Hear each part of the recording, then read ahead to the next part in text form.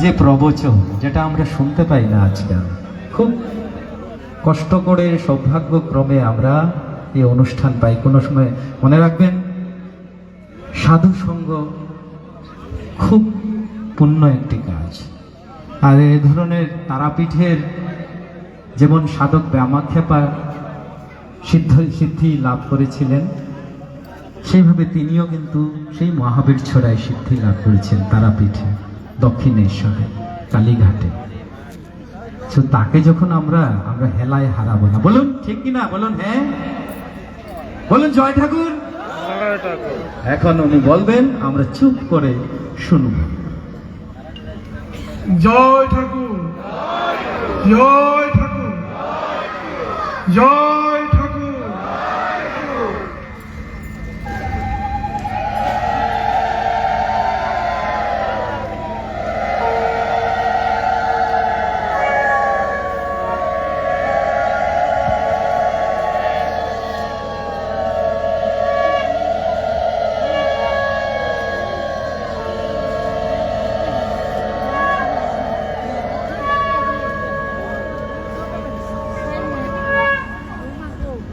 জয় ঠাকুর।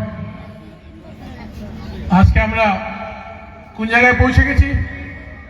কোন জায়গায়? শিলচরবাসীকে বলছি, হাইলাকান্দিবাসীকে বলছি, লালাবাজারবাসীকে বলছি, কোন জায়গায় পৌঁছালাম?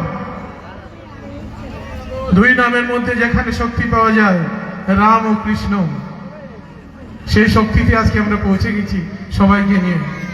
প্রথমত বলবো, আমরা যা শুনলাম এতক্ষণ ঠাকুর নিয়ে, আমাদের জুবিন গার্গ নিয়ে শুনলাম, যেটা জুবিন গার্গ নেই কিন্তু কথা থাকলো, ঠাকুর নেই না আছেন? আছেন কি ঠাকুর? ঠাকুর আছেন? আছেন তো? তাহলে আমরা এখান থেকে কলকাতা না, আমরা আমেরিকা যখন ফোন লাগাই, আমেরিকার মানুষ আমার সঙ্গে কথা বলে, আমাদের সঙ্গে বলে কিনা না? বলে কিনা না? হ্যাঁ বলবে। আমেরিকা যদি ফোন লাগাই, আমেরিকার মানুষের কথা শোনা যায়? যায় কিনা না? আমরা যে কথা বলি তারা শুনে কিনা না? তাহলে আমরা যে ঠাকুর করে বলে ঠাকুরকে ডাকি, উনি কেন শুনেন না? কেন শুনেন না উনি? আমেরিকার মানুষ আমাদের কথা শুনে, কিন্তু ঠাকুর করে বসে ঠাকুরকে ডাকি, ঠাকুর আমাদের কথা শুনেন না। শুনেন না তো? ঠাকুর যদি কথা শুনেন না, তাহলে কি সুন্দর সেজে গুজে গাড়িতে বসে এই জায়গায় পৌঁছে গেলে।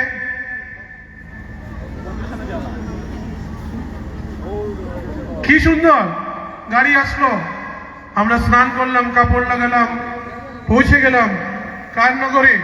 রাম ও কৃষ্ণর নগরে। ভগবানের এক নামের শক্তিতে এসে পৌঁছে গেলাম। তাহলে ঠাকুর কি কথা শুনেন না? শুনেন কিনা না? হ্যাঁ, ঠাকুর স্বার্থের কথা শুনেন না।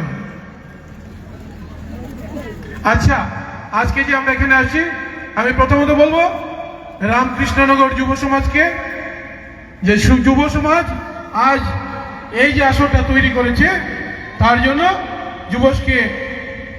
যুব সমাজকে বলবো, ওরা যাতে যতটুকু শক্তি নিয়ে তৈরি করেছে, আগামী দিন তার চেয়ে যাতে দ্বিগুণ শক্তি হয়, আমার মহাবীরের শক্তি যাতে ওদের উপরে থাকে। জয় ঠাকুর, জয় ঠাকুর, জয় ঠাকুর। আজ বলবো যে আমরা এই জায়গায় যে আসছি, সবাইকে বলবো বসি না, আমরা জায়গা আছে তো? ঠান্ডার দিন, রোদ্রে বসলে কিছু হবে না, যাও বসো, সেটা বসো, জায়গা আছে। জায়গা না থাকলে তো খারাপ থাকবো। সবাই যাও, ওইদিকে আসো, সবাই আসো। আমি আজকে কতটা প্রশ্ন করব, সেইগুলো যদি আমি এখান থেকে উত্তর নিয়ে যাই, তাহলে কি ভাববো? আমার ক্ষেতে ফসল ভালো হচ্ছে। জয় ঠাকুর। আমরা সবাই আসছি তো? তোমরা জয় ঠাকুরকে বিশ্বাস করো? জয় ঠাকুরটা কে? হ্যাঁ, কে? হ্যাঁ, সব ঠাকুরের জয়, জয় ঠাকুর। সব গুরুদেবের জয়, জয় ঠাকুর, অনন্ত কোটি ভক্তের জয়, জয় ঠাকুর, জয় ঠাকুর। তো তোমরা জয় ঠাকুরকে বিশ্বাস করো? করো তো সবাই বলো, যারা বাইরে আছো জয় ঠাকুরকে বিশ্বাস করো। আমি এখন বলবো যে তোমরা কি কতটুকু বিশ্বাস করো আমাকে বলতে হবে। তোমরা তো ঠাকুরকে বিশ্বাস করো, তোমাদের কতটুকু বিশ্বাস আছে তোমাদের কাছে আমাকে বলতে হবে। আজকে বলতে পারবে তোমরা? আমি বলবো কি স্টার্ট করে নেই? কতটুকু বিশ্বাস, কাকে তোমরা বিশ্বাস করো? হ্যাঁ, কাকে বিশ্বাস করো? যার সাথে স্বার্থ হয় তাকে কিছুদিন কিছু টাইমের জন্য বিশ্বাস। তোমরার মধ্যে কতটুকু বিশ্বাস আছে আজকে জানতে লাগবে, জানবে তো? ভগবান নিজেই বলেছেন বিশ্বাসী কৃষ্ণ, বলেছেন তো, এমনিতে বলেছেন তোমার বিশ্বাস তোমার ভগবান। তুমি যদি তোমার মধ্যে কিঞ্চিত মাত্র বিশ্বাস জমা, তাহলে কি করে জমাবে? টাকা পয়সা সমাজ যখন আমরা জমাই, আমাদেরকে কেউ বলে টাকা জমাও? বলে কি? কেন বলতে হয় না? কেন বলতে হয় না? বলো? সেটা স্বার্থতে। আর বিশ্বাস বলো কি? বিশ্বাসটা কি স্বার্থ?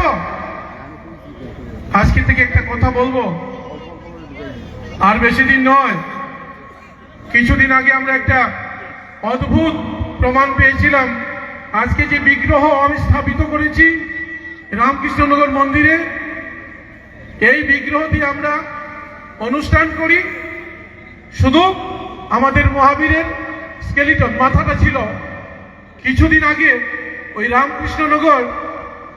রামকৃষ্ণনগর মন্দিরে শিবটিলা, রামকৃষ্ণনগর শিবটিলা কোন জায়গায়? কালীবাড়ি মন্দিরে বসে আমরা মেডিটেশনের সময় শুধু ফটো নিয়ে বসেছিলাম। আর যখন আমাদের অধিবেশন শেষ হলো, তখন থেকে মহাবীরের ডাইন পাও ফটোর থেকে বার হয়েছে, ফটোর মধ্যে। জয় ঠাকুর। কি করে আসলো? ওনার প্রতি যদি আমাদের বিশ্বাস না থাকতো। বিশ্বাস জিনিসটা কি জানি আমরা? বিশ্বাস এক গ্লাস জল খেলে আমরা সুস্থ হয়ে যাই তো? ঠাকুর আমার ভীষণ জ্বর, ভক্তরা টেলিফোনে বলে আমি কি ঔষধের নাম জানি না? এক গ্লাস গরম জল খেয়ে নাও, তার কিছুক্ষণ পর আবার গরম জল খাবে, 3 বার গরম জল খাবে, আমাকে জানাবে। দেখা যায় গরম জল খেয়ে আমরা জ্বর থেকে ভালো হয়ে যাই। আমি কাকে বিশ্বাস করে বলেছিলাম? কাকে? যে আমি ওনাকে বিশ্বাস করি, যাকে কোনোদিন চোখে দেখিনি, যাকে কোনোদিন চোখে দেখিনি, ওনাকে এত বিশ্বাস করি যে এক গ্লাস জলে এক ভক্তের কতটুকু উপকার হবে সেটা সেই বিশ্বাস থেকে বলি। বিশ্বাস যে ঠাকুরের ফটো দেখেই করতে হবে তা না, বিশ্বাসের গাছ রোপণ করতে হবে এই হৃদয়ের মধ্যে। তাহলে আমরা এই বিশ্বাসকে নিয়ে যতদিন থাকবো, আমরা নিজেই বলতে পারবো আমাদের কাছে কি শক্তি নিয়ে আমরা ঘুরে বেড়াই। জয় ঠাকুর। আমরা নিজেই বলতে পারবো কতটুকু শক্তি নিয়ে আমরা এই পৃথিবীতে আছি। বিশ্বাস, কালকের দিনটা চলে গেছে, আজকের দিনটা যাচ্ছে, আগামী দিন কি করে যাবে, কেমন করে যাবে আমরা কি বলতে পারি? কি আমরা? না, আমরা বলতে পারি না। কেন কি? আমাদের সেই বিশ্বাস নাই। আগামী দিন কি হবে আজকে জেনে যাও। প্রতিদিনের প্রতিটা মুহূর্ত, প্রতিটা দিনের প্রতিটা মুহূর্ত আমাদেরকে শিক্ষা দেওয়ার জন্য ভগবান বিভিন্নভাবে আমাদেরকে শাস্তি দেন, ভালোবাসেন। আমরা শাস্তিটাকে মনে রাখি, ভালোবাসাটাকে মনে রাখি না। তাই তো আজ বলবো, আজকে তো এখানে এসে গেলাম, উনি সকালবেলা ঘুম ভাঙিয়েছিলেন, এসে গেছি। আরো কিছুক্ষণ পর আমরা মহাপ্রসাদের ব্যবস্থা আছে, মহাপ্রসাদ নেব তো না না, তারপর কি হবে? আমরা এখান থেকে আবার সুন্দরভাবে বাড়িতে যাব। ওরা কে জানেন? কে জানেন এটা? আমরা যে আসছি কে জানেন? কে পাঠিয়েছে আমরাকে? কে? হ্যাঁ, উনি আমাদেরকে নিয়ে আসছেন, উনি বাড়িতে নিয়ে যাবেন। উনি যদি চান তাহলে রাত্রে আমরা খেতে পারবো, উনি যদি চান তাহলে রাত্রে আমরা ঘুমাতে পারবো, উনি যদি চান তাহলে কালকে সকাল আমরা দেখতে পারবো।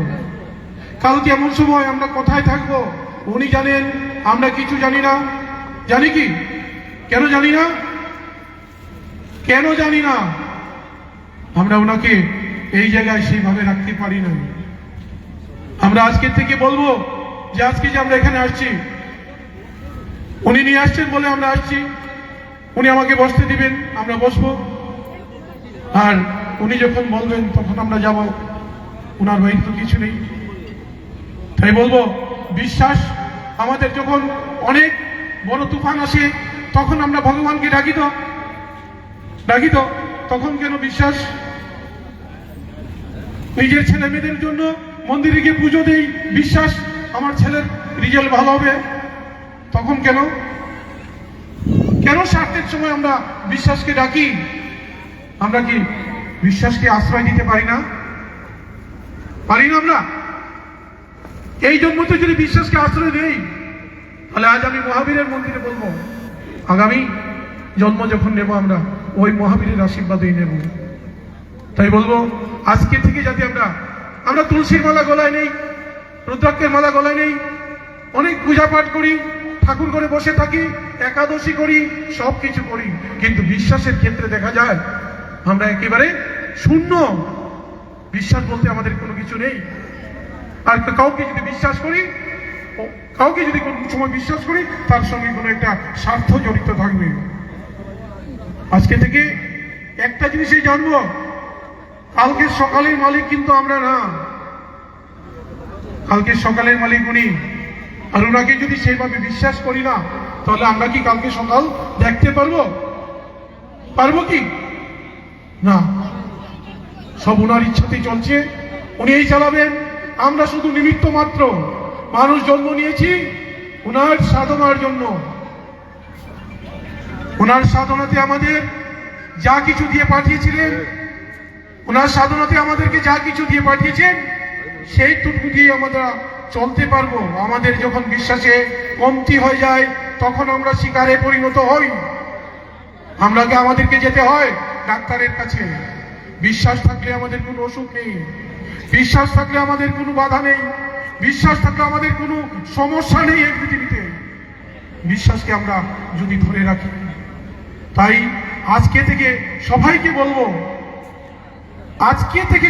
বলবো, যাতে আমরা একবার ঠাকুর করে গিয়ে ভাবি সেটা তো ফটো না, সেটা তো স্বয়ং ঠাকুর বসা।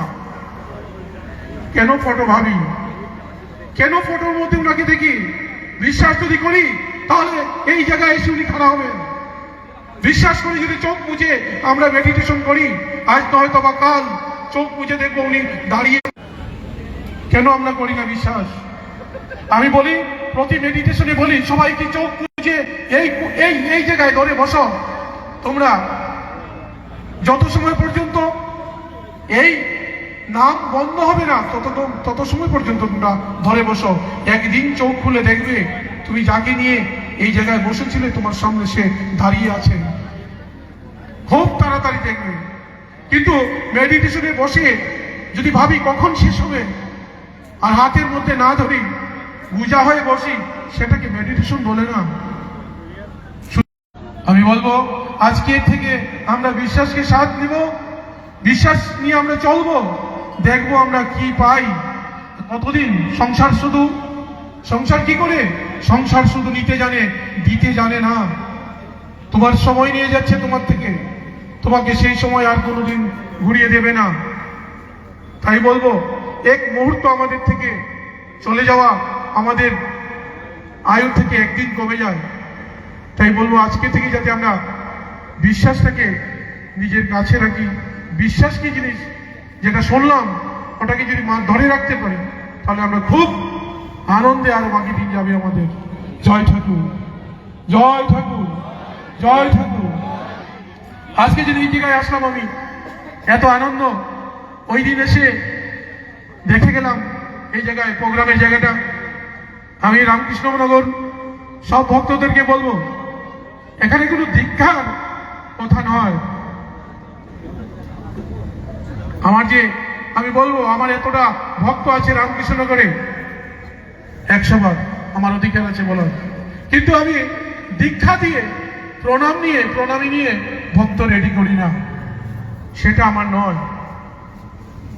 আজকে বলবো সমস্ত রামকৃষ্ণনগর বাসীর মঙ্গল হোক, যারা আসেনি, যারা আগামীতে আসবে, যারা এসে পৌঁছে গেছে।